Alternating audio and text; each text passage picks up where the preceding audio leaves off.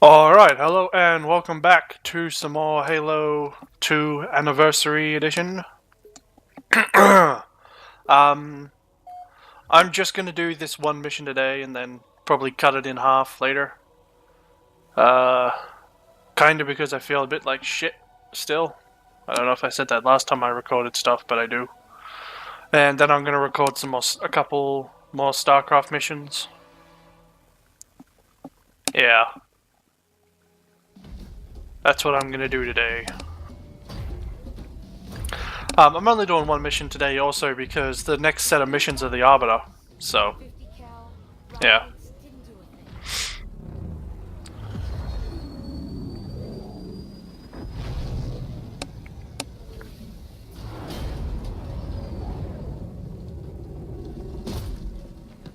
Where's the rest of your platoon? Wait, Sarge. And we will be too, sir, if we don't get the hell out of here. You hit Marine? No, sir. Then listen up.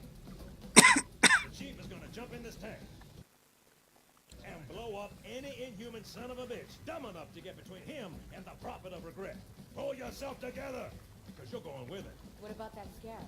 We've all run the simulations. They're tough, but they ain't invincible. Stay with the Master Chief. He'll know what to do.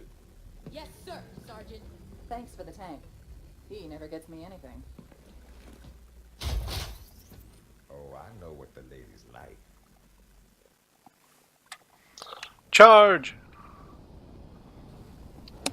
If the game would tell me what button it was. Excuse me. Alright. Alright.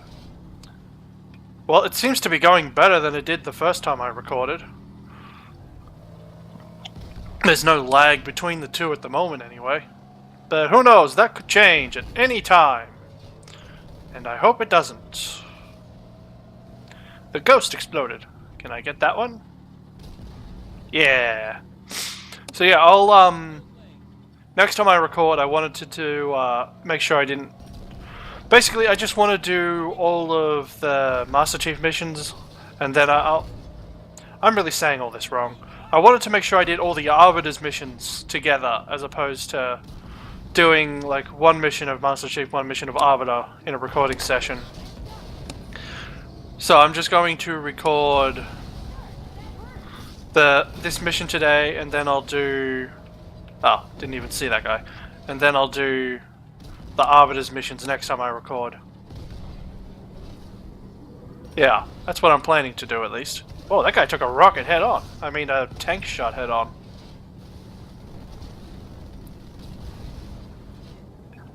So, recently I've been playing a lot more Starcraft recently because I finished all of the Remastered missions for Starcraft Remastered.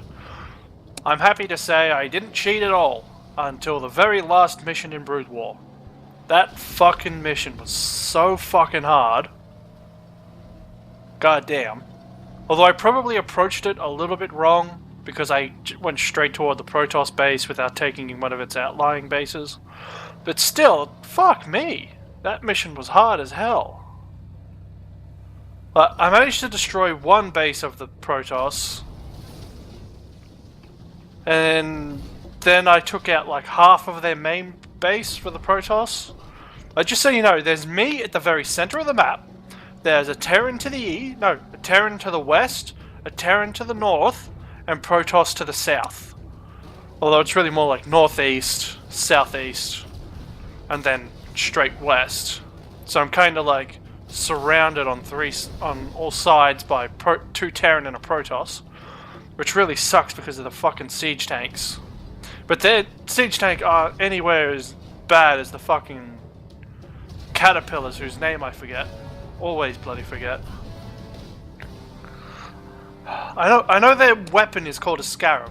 Maybe I know it's not a scarab tank because that sounds stupid. But it could be, I don't fucking know.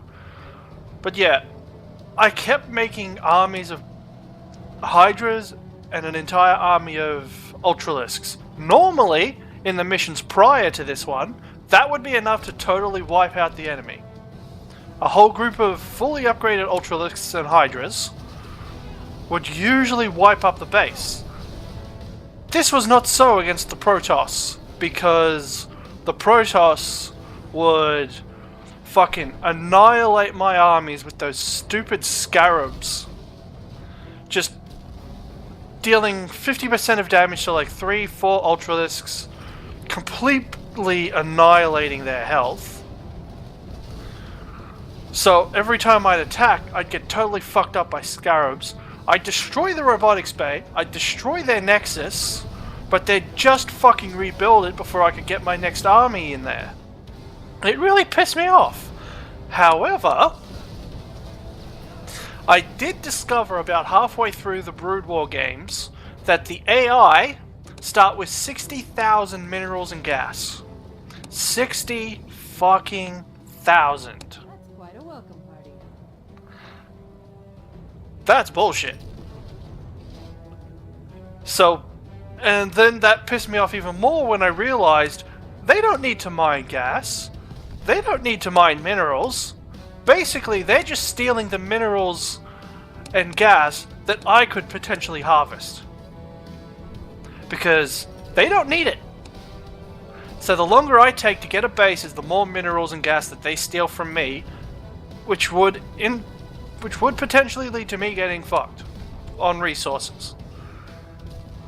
And that really sucks when I realize that, because you can see it under the resource tab. Under the resource tab, it tells you how much they harvested, how much they collected and shit. And you can see, I managed to, in one mission where you have to ambush. I'm not going to spoil it in case you don't know, but you have to ambush a Terran army and a Protoss army. Well, it's not really ambush, it's basically attacking them while they're asleep. So you do that. I managed to destroy all the Terran command centers so they could not harvest any resources. I managed to do that in the 15 minutes before the game, or no, 5 minutes before the game actually gets underway and all the armies wake up and start attacking you. I managed to destroy their command centers. I realized they had 60,000 starting resources because they couldn't harvest anything. And when you look at the score screen, you can see they have 60,000 resources harvested. What kind of bullshit is that? It's so unfair. So I did that in hopes that the enemy would not be able to build anything. Of course, I didn't realize they start with a shit ton of resources, so that strategy was totally bullshit. However, it did let me get a lot more resources so I could attack the Protoss by expanding into the Terran's territory. But still, so fucking bullshit. It's really going to be quite difficult to record that last mission. I know I can do all, like the way what I was thinking after I finished the mission by cheating, by just doing power overwhelming, which is invulnerability, show me the money, which is 10,000 of each resource. I did that and just started constantly building armies from my bases and just sending them out randomly to attack the enemy. So basically what I think I'll do next time is when I get to that mission, because I was thinking about this after I finished it, what I might do is just go completely, just make an army complete of Guardians, which is the air-to-ground artillery, and Devourers, I think is what they're called. And Devourers are air-to-air, basically air-to-air anti-capital, I think, is what they are. Because they don't attack very fast, but they do a good amount of damage. So if I have 12 Guardians and 12 Devourers, I think I should be able to do some serious... I should be able to do a lot of damage with minimal casualties for Zerg forces. You know, I think that's the way I want to go about that mission next time. But as to how effective that would be, I don't really know. Because basically the reason I started cheating was both of my bases had basically started running out of available resources and gas and minerals, which is resources, and the enemy were just sending battle cruisers at me. Fucking battle cruisers. I destroyed most of the enemy's base, so they couldn't really send anything against me. Yeah, and it was really fucking annoying because they were just... I was slowly being grinded down.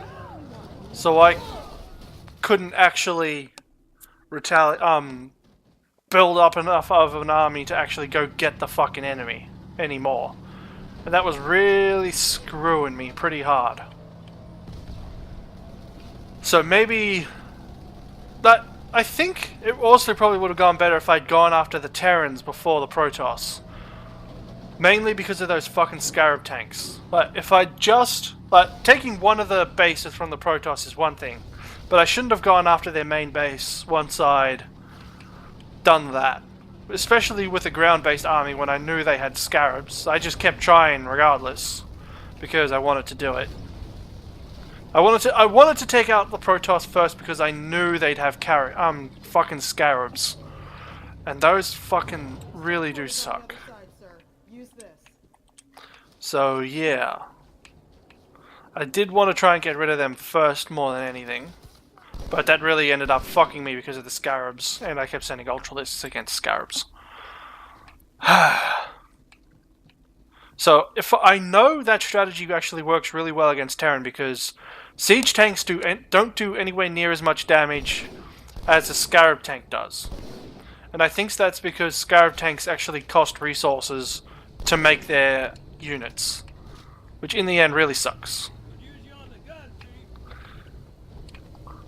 So yeah, I think next time I definitely want to try either going after the Terrans first so I don't have to worry about constant battlecruiser attacks.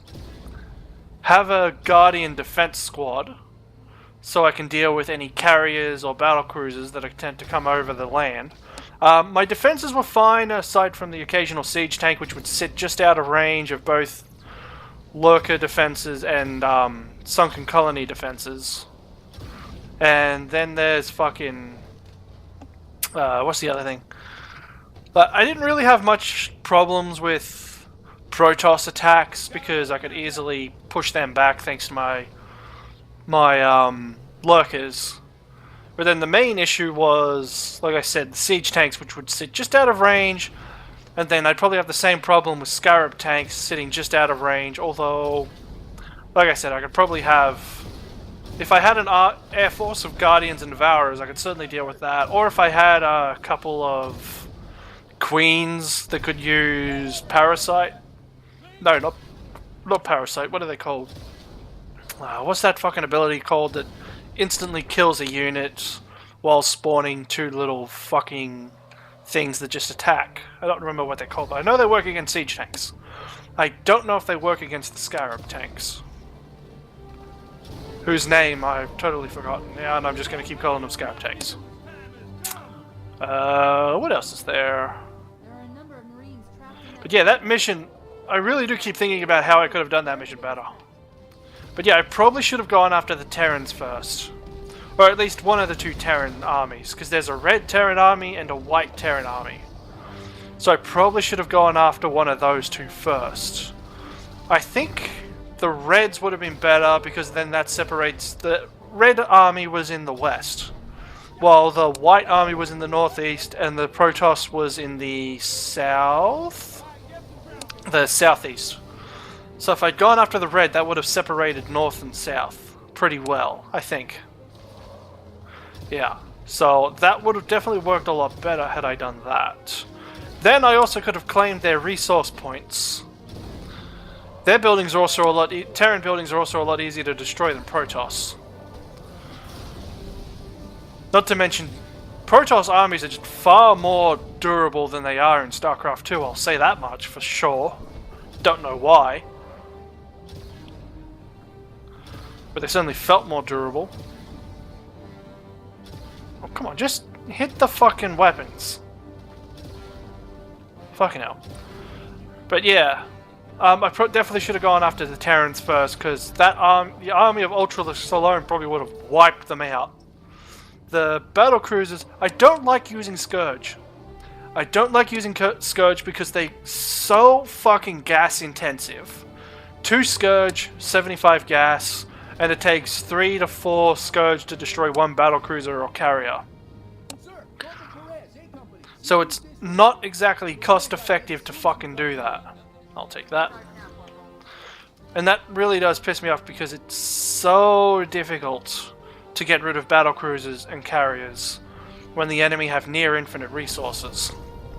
Now I can push back their attacks pretty effectively, sure, but when you have that many resources, I mean, holy fuck. What's the damn point, especially when my army's well upgraded? Like, maxed out army of max armor, max range attacks, melee attack, 5+ armor on Ultralisks. I mean, holy fuck. How much more do I have to do to take out the fucking Protoss? I spent most of this episode talking about one fucking mission in Starcraft Remastered, but that's just how fucking hard it was. So yeah, I definitely think I should have gone against Protoss first. Terrans first. At least then I could have stopped the battlecruisers, which were coming over a fucking empty space, where the fucking Protoss... I think I'd beaten back the Protoss to the point where they couldn't actually attack with carriers all too much, which was quite nice. Besides, carriers aren't that big of a threat against Hydralisks, because Hydras can easily take out their interceptors. Wait, did he live or die? I don't know. But yeah, they can quite easily take out the interceptors. Oh, fuck. Oh, that's the only problem with this, is the health bar is so fucking small. I can't see shit. But yeah, Hydralisks can easily take out those because they can just so easily take out the interceptors quite effectively. Well, and then, or they can easily focus down a carrier just as easily. Your melee sucks. I don't know where that went. Alright, so I basically have no health, shield left now. But yeah, it's gonna be a real bitch to record that eventually. The only other hard mission was probably taking Tarsonis. Wait, was it Tarsonis or... No, I don't think it was Tarsonis. Maybe it was the battle in Augustgrad? Where you've got to fight both a Terran army and a Zerg army while playing as Zerg. Boy, that mission did suck. Oh, right, that's right. That mission really fucking pissed me off because mission before, you get the opportunity to infest Terran command centers. Now, I went into that mission with 5 infested command centers. I decided to stop there, so I quit the mission. I came back the next day, only to discover that all those command centers that I had captured didn't mean shit when you start the mission over, because it didn't save that event progress. So I ended up with absolutely no infested command centers, which would have made destroying the defenses that much easier. So I got really fucked on that, too. But that wasn't that bad, because I did manage to do it, but still, it really fucked me over pretty hard. Is that a mirror? Why is there a mirror? Sergeant. Extract the chief and return to an amberclad. Roger that. Status. Sir, the Prophet is bugging out. Request permission to engage. Negative, Commander. All Vector 2 heavies for Starside intercept. Bam! Rupture of the target's bow. It's going to jump inside the city. There's no time, sir. Green light. Green light to engage. Punch it. Get us close.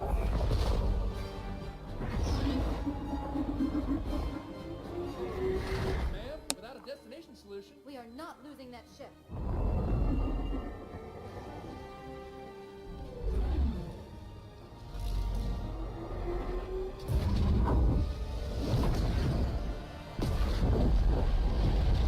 And this is when ODST begins.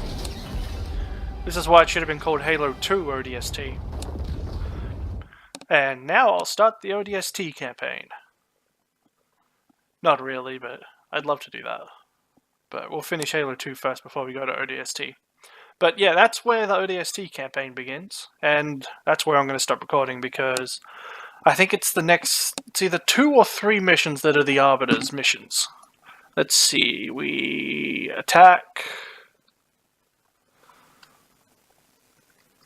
I don't know if there's 2 missions on attack, and then there's 1 mission that's all around the flood. Yeah. So there's either 2 or 3 missions, I can't fully remember. But yeah, I hope you enjoyed this episode. It's hard, it probably took me about 20 minutes with cutscenes. And me talking at the beginning and end, loading screens and whatnot. Yeah, I hope you enjoyed. Later.